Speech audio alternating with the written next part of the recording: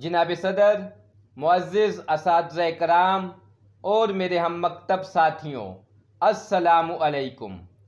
آج میری تقریر کا موضوع ہے یوم دفاع پاکستان۔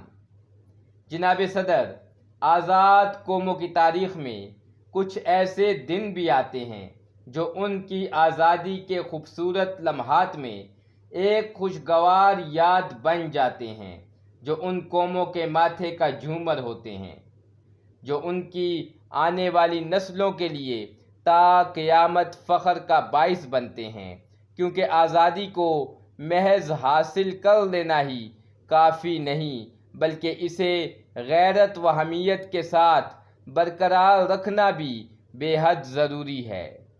محترم حاضرین، 1965 میں بھارت نے اپنے ناپاک ارادوں کا اظہار کچھ اس طرح کیا کہ 6 ستمبر کی رات اچانک پاکستان پر حملہ کر دیا۔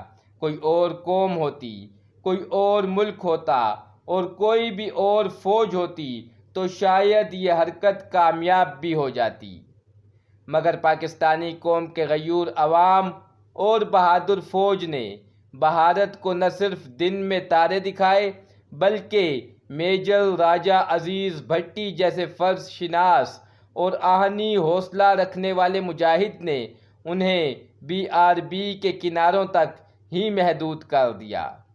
جھپٹنا پلٹنا، پلٹ کر جھپٹنا، لہو گرم رکھنے کا ہے ایک بہانہ۔ پاکستانی افواج نے دشمن کا ڈٹ کر مقابلہ کیا اور لاہور میں ناشتہ کرنے کے خواب دیکھنے والوں کی رات کی نیندیں اور دن کا چین اڑ گیا۔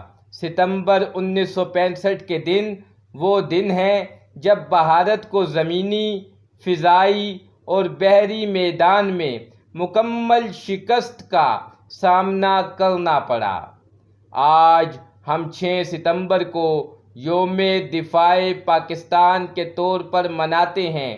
یہ دن ہمیں یاد دلاتا ہے کہ ایمان، اتحاد، تنظیم وہ رہنما اصول ہیں جن کی مدد سے ہم ہمیشہ اپنے دشمن پر مکمل فتح پا سکتے ہیں۔